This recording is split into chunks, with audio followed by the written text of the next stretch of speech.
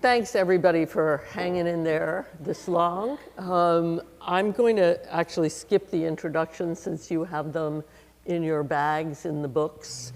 But I think we will just take that extra time to talk a little bit about what's kind of been threaded through so much of this. And I've kind of wondered, why are we starting with philanthropy? Money. So many of the extraordinary visions that have been talked about in the last 2 days require money. And actually, I think they require more than money, because I think finally philanthropy is about faith. So that's what we're going to talk a little bit about today, is what my illustrious and dear colleagues believe in.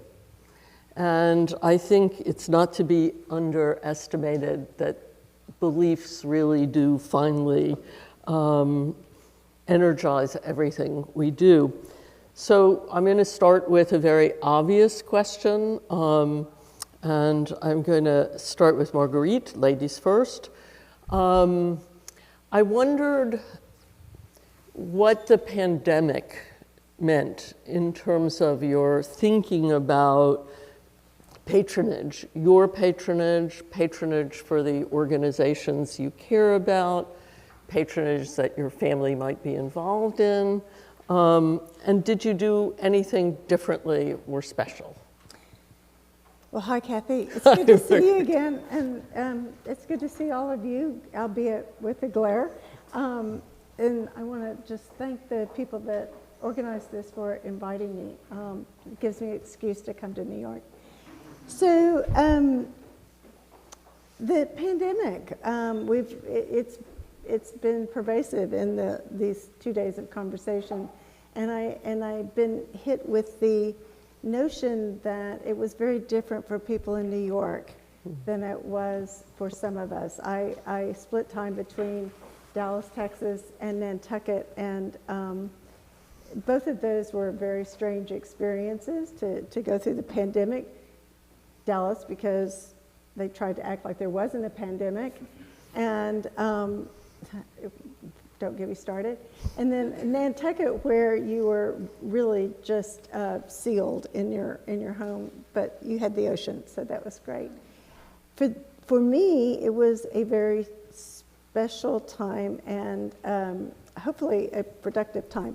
I was doing a book on the collection, and so mainly my memories are sitting, procrastinating, and then trying to write. And, you know, the big joke in our house was I didn't know what this book was supposed to be. Because the collection is destined to go to a public institution, and because I really do believe that we should all be prepared all the time for, you know, the day beyond, I wanted to be responsible about that and leave some kind of a roadmap for people.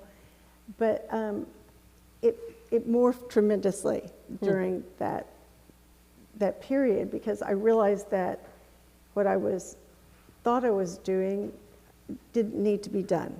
It needed to be done for me, you know, that mining of those 3 decades through the art world in lots of different incarnations, but it didn't need to necessarily be given out to the world. And so 50,000 words became 3,000 words, and I think that was just perfect. So that 3,000 words, but many pages on the artist. Many pages on the artist, and that was the other thing. It became so apparent to me that our collections, all of our collections, are about the art.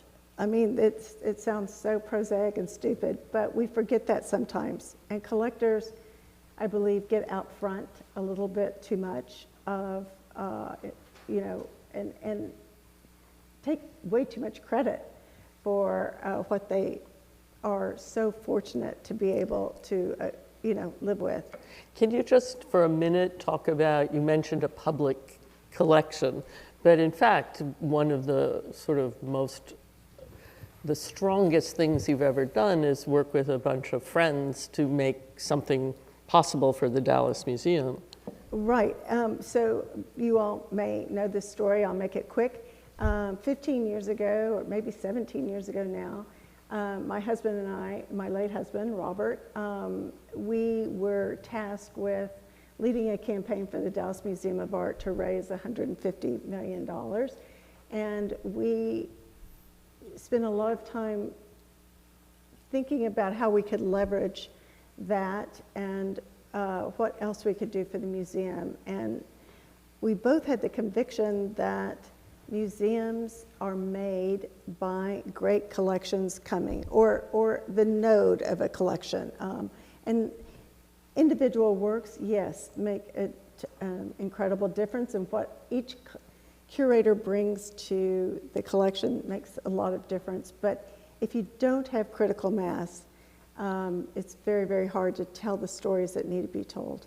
So we asked several people, some said yes, some didn't, to make a joint bequest with us that whatever was left in our contemporary collections at the end of second to die would be given to the Dallas Museum of Art. So at the time, that was 900 works, I think, altogether. Well, now I think it would be closer to probably 4,000 or 5,000 works that will ultimately go. And we can talk then about the burden that puts on an institution and how we can alleviate that. But that's what we did. And it's been a real interesting experiment to live into that. Bernard, you've had a book and an exhibition traveling. It started before the pandemic, so did it change in feeling? Yeah, it's interesting. First of all, thank you, Kathy. Thank you, Marguerite and Amar. It's great to be here and to share this stage with you both. It's funny what you said, Marguerite, now about the need to keep the art in front. And I would add to that, just that also it's important to keep the artists in front. Mm-hmm. And in the pandemic, for me, what happened with the book, Young, Gifted, and Black, which also became a traveling exhibition, I spent a lot of time talking to artists. Like, I remember, and it was part of my, artists, we all have artists in our community as collectors and curators and other collectors. But I remember a really interesting shift that happened in my conversations with artists, and they shifted from being in person in the studio to on Zoom or on the phone, but there was still that connection, and I was really curious to see what was happening inside the studio during the pandemic. And at first, at least the artists that I was speaking with, at the beginning of the pandemic when there was a lockdown and you weren't supposed to see people and you were supposed to isolate and be alone, and it was like perfect. Artists have been doing this all along. It comes naturally. Lockdown comes naturally to many artists. So I thought that was very interesting, and so our conversations continued along those lines of material and concept and what they were thinking about. But then once George Floyd happened and the marches happened, there was a shift in the conversation that I was having with artists, and many artists I knew were beginning to feel that the studio was not the place to be. Not the place to be an artist, not the place to be a citizen, not a place to be a human. Mm-hmm. And what was fascinating for me, and which also, I feel like I've always been led by artists, what was fascinating for me is that I began to sense that there was a shift and a need for community. And artists I knew were starting in their own way, either on Instagram or through supporting benefit auctions. Remember what was that hospital in Queens? They had a big early on in the pandemic. It was one of the first big benefit auctions to support those impacted by the pandemic. So they were aware of that. They were spreading news about that. They were commuting. They were connecting, and then they were also marching. And I know several artists I remember a conversation I was having one day with an artist, and he's like, "Bernard, I've been in the studio for 6 months, and I'm hearing the cries, and I feel like I need to be out in the street, connecting, making my voice heard." So that was, for me, always what I will take away. That's the positive side of one of the positives of the pandemic, was connecting with artists and seeing the shift that happened. And then once they started marching and connecting, for me, that was when I also began to take my children who were not in school in person to some of the family marches in the city. And so it became a sort of guide for me as well. Well, we'll get back to whether we think that solidarity and community Lasts. Endures. Yeah. Amar, you are an activist, a gallery owner. So what was your life like with artists during this time? What were you able to do either through the gallery or through your own philanthropy? Well, first of all, I want to say that I want a book because Marguerite, and you both have books. For. I mean, I love Bernarda's a phenomenal book. I own both of their books. They're amazing. My gosh, wow. I mean, I'm jealous. But for me, what happened is I had a small gallery which was dedicated to championing historically overlooked and important female artists, mostly mid-century abstract expressionist artists, Lynn Drexler, Elaine de Kooning, Helen Frankenthaler. But what happened over the last year and a half, 2 years since the pandemic is, in a bizarre twist of events, I built one of the world's largest NFT art studios, and we have over 50 contracts under management. We did the first NFTs for LVMH, Stoli Vodka. We're doing it with the Gorilla Girls, Rewind Collective, some of the leading artists. And my gallery was always dedicated to impact. So part of the proceeds, or if not all, from certain exhibitions would go towards championing women or LGBT communities. And I've applied that now to this NFT operation, which is quite interesting because there's a technology with NFTs which enables royalties. And so the amounts now going to support these charities is getting bigger and bigger, and I hope to direct that towards museums. And incidentally, I just got an email yesterday from the LGBT Foundation in Paris, who benefited from the donation of the first NFT for LVMH we did. And the email, it was quite emotional. It completely revolutionized their organization. They were able to get into a bigger center, hire many more people, change the lives of hundreds more, thousands more of the LGBT community in France. And so I think that is what I shifted and focused on during the pandemic. And is the company for-profit, not-for-profit, philanthropic? It is for profit.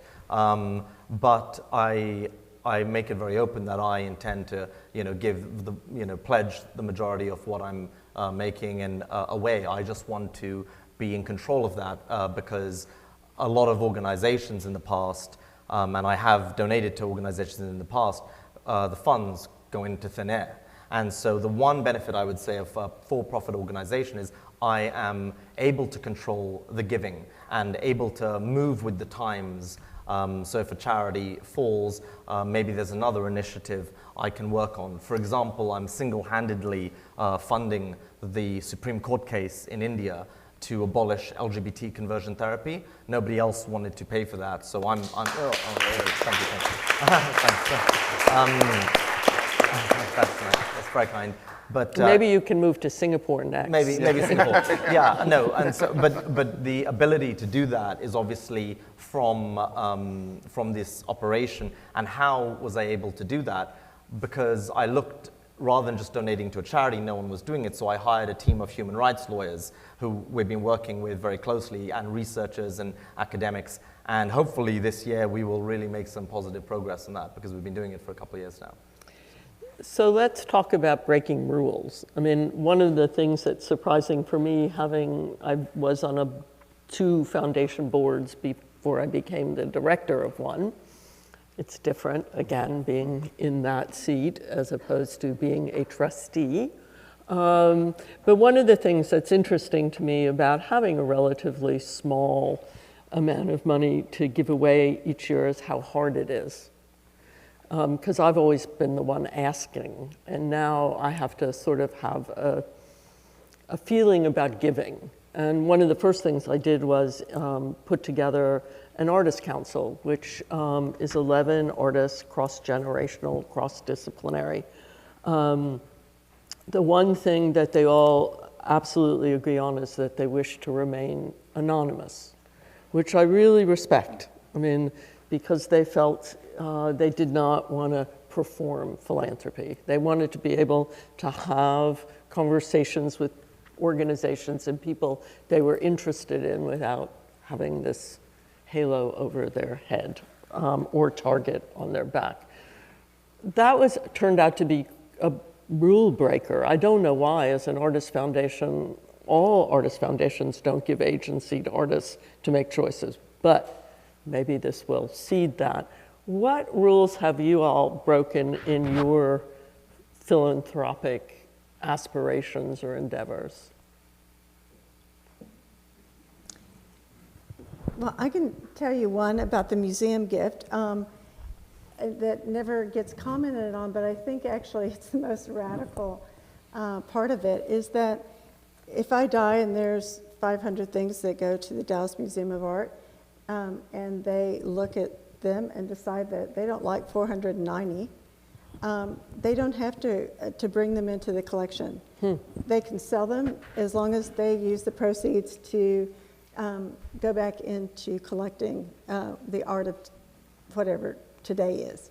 So I think that comes from me being a staffer at the museum and seeing how strung up museums got by these very onerous conditions that were put around gifts. And Kathy, I heard you a long time ago say something about, and I'm going to get this wrong, but it was something that MoMA was looking at a whole body of work that you all have had in the basement or something for so long. I want to say it was Japanese or something, I don't know, but something about, you know, it's our responsibility to take a look at all these things and make determinations about what's still relevant. And the sacred cow of just because it was given, it must be maintained, I think that is what I'm trying to challenge. Because what we collect as individuals for a personal collection may not translate to a public collection. It may have been that we started, when I got to MoMA, a program called CMAP, which was Contemporary and Modern Art Perspectives, which was my way of trying to help the staff recognize the pleasure of learning things they didn't know. And that had to do with almost everything in the world. Yeah. And since we couldn't add, staff galore, we could bring people to MoMA to work with us in seminars, and people could then travel as a group, which included educators, curators, to the places that they were studying for 3 years, and then the program miraculously still exists. Bernard, what rules are you breaking? Oh, gosh. Well, when did you start collecting, for example?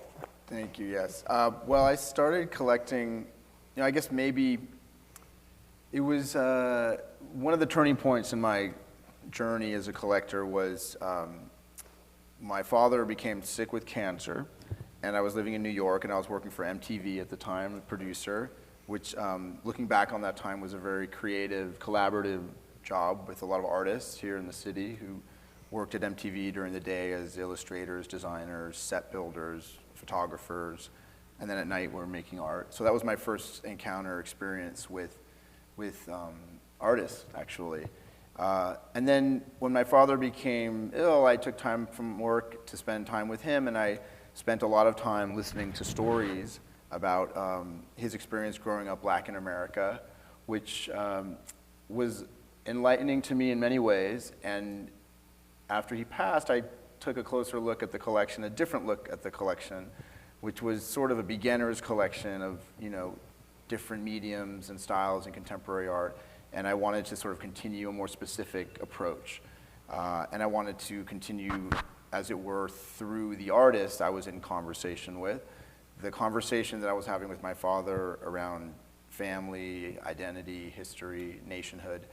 And so that became a sort of way for me to focus the collection and guide it. Rule breakers, I would only say that I feel like I have benefited from and am inspired by many rule breakers. My father, who wanted to be a physicist growing up in Watts, and his parents couldn't afford to buy him a telescope, so he built one from scratch. I would say collectors, patrons like Peggy Cooper Kafritz, who took it upon herself to start a school, to support artists, at all stages of their career, and really in-depth, deep relationships with artists. Elaine Locke, the patron saint of the Harlem Renaissance, looked at schools like Morehouse and other historically black colleges and universities, and really told people that they should be collecting art, that the art was part of your cultural heritage, it was part of the cultural history of African Americans. And he didn't have a lot of support at first and didn't have a lot of money, but he managed to inspire others to collect in art. So to collect and support and preserve artists of African descent. So I hope that I'm, in my own way, learning the lessons of some of those rule breakers, the fearless folks who came before me and who have made my path a little bit easier. But I also think you set in motion a lot of roads for others to follow. And while I'm touched by your modesty, I also know what you've done, and I think by following perhaps the words of your father, you really created a collection that inspired others, made sense to others. And the thing we were talking about in the back, one of the things that Bernard does is he's a wonderful, wonderful collector, but he's also is a community builder. And I've been at your house at least a few times where it's just people talking. I mean, drinking and talking. And it does create a world beyond the object. I think, two other inspirations for me. Bell Hooks, who's a critic, theorist, talks about the certain households in the black community, which before museums, before galleries were showing and supporting and championing black artists in the way they are today, which is wonderful and which we all love and are grateful for. But there was a time when that wasn't happening, and there may be a time when that isn't happening again. But there, as Bell Hooks says, there will be individuals in the community, and this is something that I've talked about a lot with Thelma Golden, another person who has again laid a path for me. She's talking about the context of the museum director and chief curator of the Studio Museum in Harlem, where creating space for artists to connect with each other and also for artists to connect with the world. And I feel that we could do that in a gallery, we could do that in a collection, and I feel that when it's wonderful that the world is shining on artists of color right now, and there's support and resources and artists who have been misrepresented of all different, not just black artists, but LGBT artists, women artists, Latinx artists. Almost all except white guys. Well, I feel like the white guys have had their day. But they might have their day again. They will. And when that day comes, we will still hopefully be doing the work that we are doing for everyone else in the room. Well, that's exactly what Thelma says. I mean, she once said to me, a donor said to her, well, now that everybody's collecting black artists, why should I support you? And she said, because I'll be here after they stop. Right. She's a wise woman. Amar, so philanthropy tends to want results, and usually they want results in like 2-year cuts. I happen to think that's ridiculous, because if you're really interested in social change, invest in it. It takes time. So when you're working in India to change policy, that must take, you said 2 years, but what do you expect to spend doing this? Oh, I expect to spend 2 years because I had to be effective. And this is what I mean when I said I had to keep my business for profit so that I can remain in control and remain malleable. So when we were filing the Supreme Court case, I realized that it would be expedited if I directed it towards children. And so we have to think fast. And so the Supreme Court case filing is abolishing LGBT conversion therapy for children, which currently the fact that it's illegal in India is quite disturbing. And that, because it becomes a children's rights issue, and I got the UN involved, Human Rights Watch involved, I think we have a very strong case. Yeah. So how... Can I come to your house, by the way? These parties sound He's amazing. having a party tonight. Everybody's invited. At Kathy's house. But so from beginning to end, how long do you think it will take to change this policy? So 2 to 3 years, because I think we did have some dips during the actual height of the pandemic, where there were Zoom calls scheduled with the United Nations and the World Psychiatric Association, who have completely shot down the idea of LGBT conversion therapy. And now that things are getting back, we're able to meet together. And that's how I guess I am barrier breaking, because I'm straight and a man, and yet my focus is women's rights and LGBT rights. How did you get there? I come from a long line of women's rights activists. My grandmother, who only passed away in 2017, she rode with Mahatma Gandhi. There are pictures of them together with Jawaharlal Nehru, India's first prime minister. She was a champion of women's education. My ancestor Rajkumari Amrit Kaur is considered India's greatest feminist. She set up the first women's education fund and was India's first health minister. So I come from this line of activists, many of whom I knew and many of whom raised me. And so I was kind of instilled with this belief to help these communities that don't directly benefit me. I'm very touched by the fact that all three of you have mentioned family, and actually folks who aren't here anymore as the stimulation for care of others. And, again, these are things that aren't very often talked about in philanthropy. It's supposed to be a science. I don't believe it's a science. Do any of you? I think in what respect? That's an interesting. Well, they're supposed to be, you can prove things, you can evaluate things. Metrics. Which, having written those evaluations at the end of grants, I can tell you what they're worth. Interesting. Not much. I think impact is very important. How you measure that, I think, is up for grabs, right? Deliverables, I've seen organizations twist themselves into knots to make sure that they were answering everything that, the Gates Foundation wanted, right. Or pick any large organization. And I also understand the other side, the foundation side, that's the giving the grants, that they have to be responsible with those resources that they are putting out into the world. But I've got a new thing. I think you just do what you feel intuitively and in your heart is correct. And that comes from spending a lot of time thinking about what you believe in. Mm-hmm. And it doesn't just happen in the art world.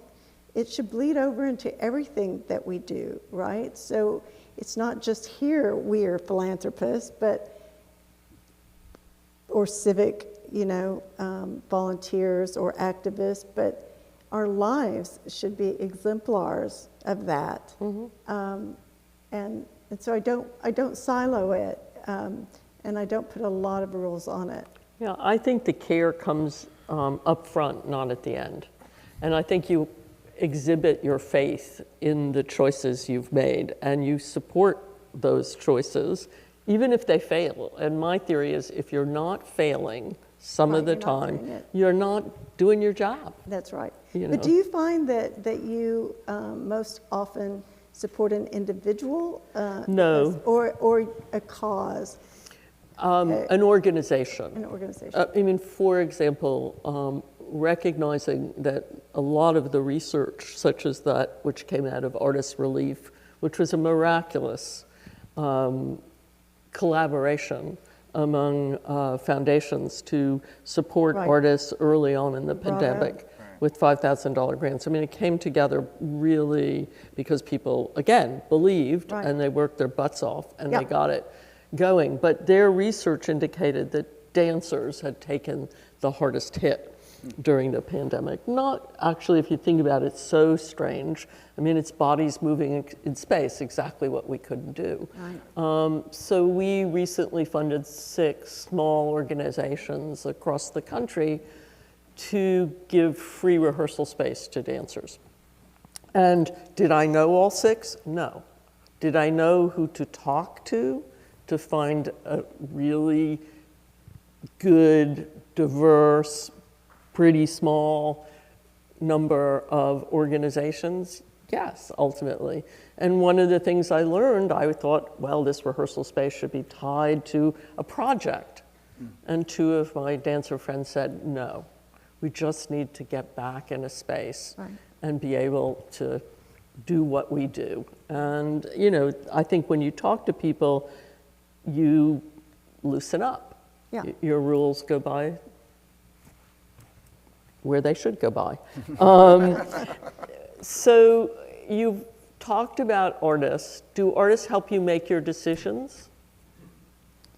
Yeah, artists, I admire what you do so much, Bernard, about being in total conversation and dialogue and having these people as your friends and sharing their journey with them.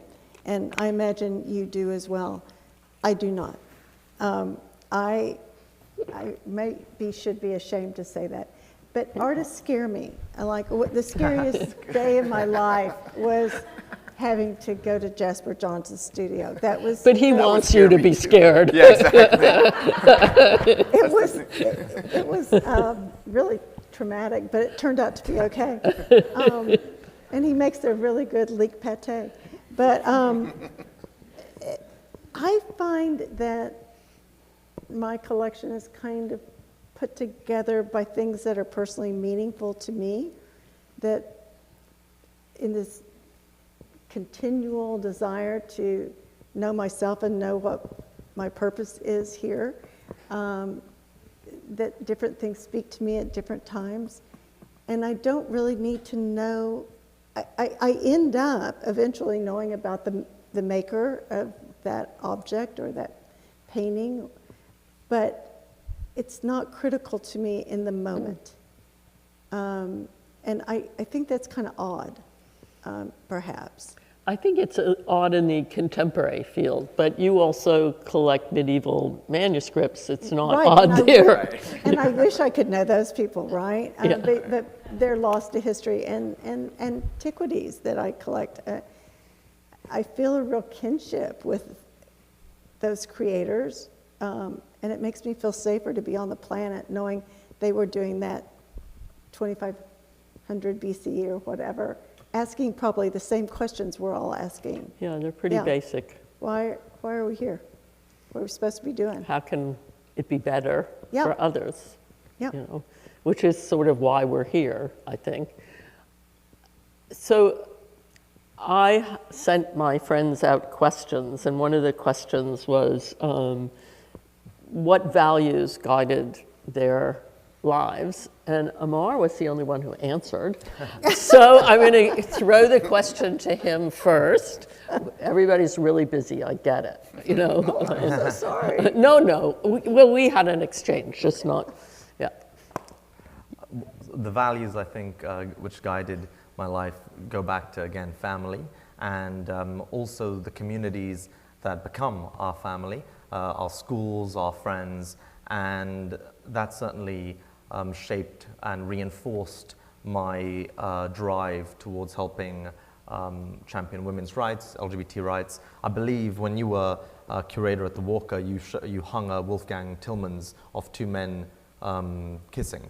Probably. Probably. I risked my life in the freezing cold to go and see one of Kathy's exhibitions. I went there. I loved it, and you know, I think that extended community is even more a reflection of your values than your family, because those are the family you choose. And a lot of my friends and family are driven by social justice and contributing positively to society. I think the not so secret to all our success is the people that we are with, you know. Without them, you know, I mean, I'm proudest that all of the young people who worked at Walker have now taken over. And I think now that's success. You That know? is success. And a great You know, whether compliment it's to the you. laundromat project or, you know, Servalis or whatever, a real sweep. But you also said impact.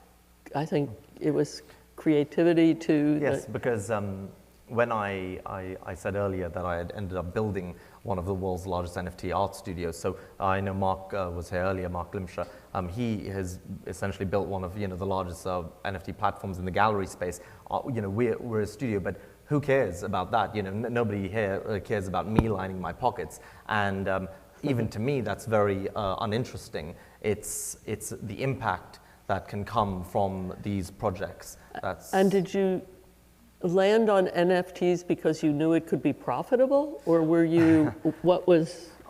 By pure chance, when I had this small space in London, and I was showing, as I said, these Elaine de Kooning and Joan Mitchell works on paper, a few artists had reached out to me and said, oh, we'd love to do some projections. And they were digital artists, and I thought, oh, why not? No one knows about my gallery anyway. Might as well do something something a bit different. And this is in 2016, and there were people from Sotheby's and Christie's there. And so about a year and a half ago, I get this call saying, hey, you were showing these digital artists. They're doing NFTs now. We need to do something together. So I ended up with Christie's doing the first NFT sale of NFTs attached to physical paintings, which happened to be works from my collection, and a large part of the proceeds went back to organizations, Vital Voices, the women's rights organization founded by Hillary Clinton. And so we did this sale, and I think from that, things took shape. Bernard, do you ever sell works from your collection? I try not to. There was a point when I talked about that transition from, a sort of generalist contemporary art collector to, or a generalist contemporary art collection to a collection of emerging artists of African descent, which is very focused. But there was some weeding out that happened in that process. Art is I have found art to be a very illiquid asset. Especially when you have relationships with lots of people like I do. That's the flip side of having that community and that collaboration. But I like being a collector. I love being a connector. For me, it's the community that happens around art, that happens around exhibitions, that happens around performances and shows that endures. And I think of myself as a caretaker of these amazing works that artists have entrusted me with in this moment, in this life. I love what you said, Marguerite, about the beyond. I think collecting art, you're always thinking about the beyond. I think it's part of the experience. You're always thinking about who will care for these works next. And do you have any thoughts about that? I haven't thought specifically. I have, as many of you know, in some ways, a rule breaker in the sense that I have affiliations with different museums, which I have sort of rationalized as well. I'm following the artist, and I try to support the artist in whatever project they're doing, and something that works great at MoMA doesn't necessarily work the same as Studio Museum or vice versa. So I try to be there for the artists in these different institutions. But I think ultimately, my dream or mission with Young, Gifted, and Black has been to put the art back into the world, into places where it didn't exist before, to people who wouldn't otherwise get to see it. So I feel that that's probably a good indicator of where I would love for the work to end up. So given the title of your show, would you support the Nina Simone home rehabilitation? With Julie and Adam. Yeah, that's really great. I think that's an amazing effort. I applaud all efforts by artists who are reclaiming their spaces, literally and figuratively, by taking over these sacred spaces. Are they looking to make a museum with it, or just? I think it's going to be a residency. Oh, residency. Yeah. Right, another amazing thing which seems to be happening, especially with some artists who've reached a certain level in their career, and they're giving back by having residencies from Titus's Next Haven to Right. Kahinde's Senegal. Julie has. Julie has, right, exactly. And Paul Pfeiffer, yeah. Right, yes. So that's all great. I think, you know. Just to clarify, sorry, because the sale at Christie's with NFTs was paired with mid-century paintings from 60 years ago, not emerging or contemporary, because otherwise all the galleries here will never sell me a painting ever again. Just to qualify. Yeah. Okay, I'm going to ask you one question, and then we're going to go to the audience. But how do you get your information? We were talking earlier about kind of the web of friendships, and you know, it's so easy to vilify. I think the art world, you know, that nasty place where it's opaque and cutthroat, and you can't trust anyone. I found, for the most part, there's been an exception, but for the most part, just the opposite. And so you get your information from those trusted people that you have walked with you and taught you. I mean, this is why, you know, I'm the mid-level gallery, whatever, you know, the emerging gallery, that has to stay part of the ecosystem, because those are the schools for collectors if we choose to avail ourselves of that. And I think we'd be lost without it. But I do, you know, I also was teasing with you that I think I'm the oldest person here, and I do think it's really important to listen to people of every generation and across a broad and diverse section of our lives. I get challenged all the time. I love it that you're doing NFT works right now. I mean, in 2017, I was taking a walk with someone. They said, you know, what's your goal for this year? And I said, I'm going to learn how to buy Bitcoin. And, you know, okay, that's kind of off-brand for me. But it became this incredible exploration. And I don't know if I'll ever have a digital collection that sits alongside my trad collection, but I want to know about it. You know, I want to be open to all of those little detours. And Marguerite is Satoshi. She bought Bitcoin in 2017. Oh my God. No, I had an incredible experience of understanding, and then, you know, investing in blockchain companies, and it keeps me young and engaged. And you know, you use, I don't know, I find it all connected. Use your art platform to be able to explore other things, to ultimately, I think what we all three connect on is more access for more people, more of the time. Yeah, art, I mean, my dear friend Paul Chan was the first person to talk to me about blockchain, and I think I looked at him cross-eyed. And I hope he really did invest as much as he was talking about. I hope everybody did. He deserves it. Okay. I can barely see out here, so I see up front there is I promise I'll get back there, but maybe if you're interested, stand.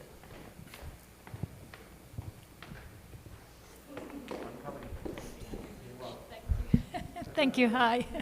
Thank you very much indeed. That was really interesting and eye-opening. I just wanted to follow up on something Kathy touched on with you, Marguerite, because most people who collect contemporary art or art of today say they like to do it because they like the artist and to get to know the artist. So I'm wondering what it is about the art of today that you love. What draws you? Oh my, that would take a long time to answer, and because it can't be reduced, I don't think. I asked a question earlier today about nobody's talking about quality anymore. Nobody's talking about connoisseurship. Those qualities that I always wanted to hone as a collector. So there's something ineffable about the object. There's something that speaks to me and maybe wouldn't have spoken to me 10 years ago, but now I find there's, this sounds so weird, but something I need from that piece. And then within that, you know, you also have to talk about resources, right? So there's lots of things I would really like, but you know, my resources are finite, and my resources are pulled in a million directions between all the other things I care about. Beto. Give a little plug. Well, I was here last week to do a fundraiser for Beto O'Rourke, who's running for governor in Texas, because I believe that what happens in Texas, unfortunately, is going to spill out over to you guys if you don't watch it. So you need to be giving us a lot of support, because it's trying to understand blockchain is easier than trying to get a Republican to vote for a reasonable person in Texas. So, talking about Republicans, I don't actually mean this segue, but I do want to ask one question before we go back to the audience. So there's been a lot of conversation in the last 2 days, but there's been a really lot of conversation over the last few years about toxic philanthropy. And I would be remiss if I didn't ask you guys, can bad people do good things? Can bad money do good things? Of course, but we're seeing how how society is addressing this. Names are coming down from museums, and frankly, I think if certain individuals are responsible for the deaths of millions of people through potential addictions, they shouldn't really be glorified in the halls of institutions. But of course, that money also led to the acquisition of great art and paintings. That's why we need wonderful people like Marguerite and Bernard donating works to the Dallas Museum, other museums, yeah. Anybody else? I'd almost take anybody's money to do something really worthy, because it's like whitewashing is not a good word. It's like cleansing it. It's like taking water that's polluted and running it through an incredible apparatus that allows it to come out more pure and then potable. That's a justification. Of course, it's a spectrum, right? There's the really horrible acts that none of us should ignore. It's very hard, having worked in institutions for most of my life, to know how to make those distinctions. Right. I mean, I remember when Occupy Museums was protesting outside of MoMA, and I was working late one night, and I just went out of my office and went downstairs and engaged them in conversation, which I hadn't had. I mean, I'd been to Occupy Wall Street, but I hadn't talked to Occupy Museums. And their position was no admissions, no government support, and no support from people that didn't meet their smell test. And an elderly woman, which I realize I now am, was, part of the conversation. And she said to them, well, how are they going to pay for their electricity? And while I don't like that simplicity, I also don't know how to distinguish. I mean, I know somebody mentioned today the idea of how you invest your money, and I think that's very important. And way before I got to Rauschenberg, there was a environmental filter put on the investments, which, given Bob's own interests in conservation, made total sense to me. But I think this other thing is harder. It's complicated. It's Okay. complicated, but who wants to cast the first stone, right? So, you know, we can peel back that layer of people that I said are doing the incredibly heinous things, but then maybe somebody doesn't like it that I invest in Bitcoin and thinks that I'm running Environmentally. I'm ruining Yeah. you know, our fiat currency or something. I just find that maybe we start with ourselves and we just do the next good act and the next good decision. And if we have enough to do to take care of ourselves, and then that can be very powerful, I think, and ripple out. Yeah, I like to think about the foundation doing small acts of kindness. We can't change the world, unfortunately. Well, that will change the world. It will change people's lives, some people's lives. That's, I think, what I think about it. Are people really tired?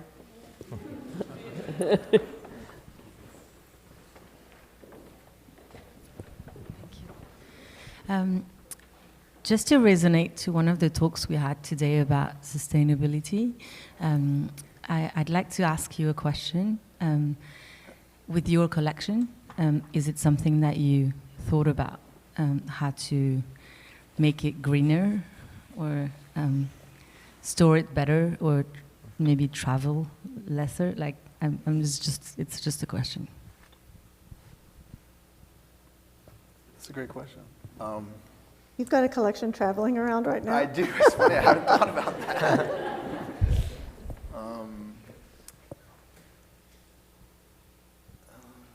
Let me think about that for a second. Amar, maybe you might. I've thought about the paintings, when I buy paintings.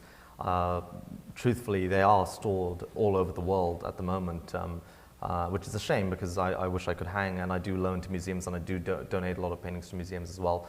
But I do think about not only the way they travel, but the crating.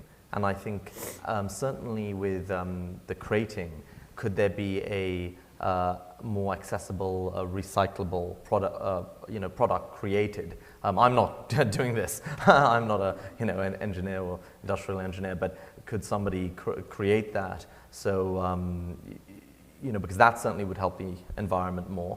And I think everybody in the art world has that problem because from art fairs to collectors, it is quite a significant problem. So, I mean, I believe that the largest museums internationally have a small association. And I think they were discussing, actually, since all of them mandate a certain level of HVAC, if they all agreed to raise the temperature 2 degrees, or 5, what would that mean? And I think, honestly, that is the kind of collaborative thinking that will make a real difference. And I remember the slide where energy was one of the largest aspects of that. I mean, for me, you're trying to share these extraordinary stories with people who may not ordinarily have access to them for a lot of different reasons.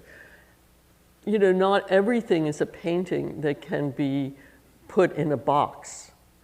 Bob Rauschenberg probably has kept more craters in business than any other artist I can think of because they're so complicated to crate. They're so fragile, they're so multi-dimensional, they're so big.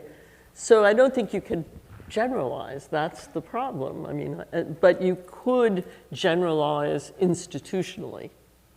Because really, if everybody agreed, I don't even know how they came up with the, HVAC requirements. I can't believe that something like that can't be done. And I've had a number of arguments over the years with conservators who want to put art in boxes on the wall, plexi boxes. Maybe things aren't meant to last forever. Maybe they're meant to be seen in the most glorious physical way they can be seen for a finite period of time. But I mean, I think those are for me, that's the kind, it's not about your crates or your crates, though I agree individual people have a role to play. But I do think these problems are systemic, all of these really taxing problems, and they have to, I think, be attacked from that position. Alan? I have a question. Most, if not all of you, spoke about impact. So I'm wondering to what extent you think about and make decisions on what you do in your philanthropy that may impact what others do. Well, I can say for myself that I think about, I ask that question every day about everything in my life almost. First of all, what can I do? And then if I do it well, pardon me, will others follow? So, you know, when we did the bequest gift, one of the things that we really hoped was that we would inspire other people to give their collections. And we've been somewhat successful in that, not as much as I had hoped, because people think it's really difficult to do. Well, I keep saying, but you're dead. No, I mean, I don't get it. I really don't get it. But yes, you hope that the idea will be compelling enough, or the gesture you're making, or the gift you're giving will resonate with other people, like-minded people. But oftentimes it doesn't, and you just have to be content being in the desert. I mean, if I can just say that your giving did impact more than you may be acknowledging. You've spoken publicly about being grateful that you could identify what will happen with your collection while you're alive and well and young, and that it's not something that gets discovered after you're gone. And I can remember one couple in particular that joined this group of 3 as a result of that speech. And then I can remember a lot of collectors in Seattle rethinking the way they patronized their museum and made major gifts to the museum, creating their own version of a model that was somewhat linked. So, What do you think, Bernard? What do you? I mean, I think people have followed your lead. I think it's, well, first of all, I would say I think what Marguerite said about starting from a very personal, like always keeping it, you're always looking out to the world at what, you know, my parents were both educators, and I think that sort of leaves you with a sort of, you're always thinking out in the world of what you can do to help, you know, other people learn.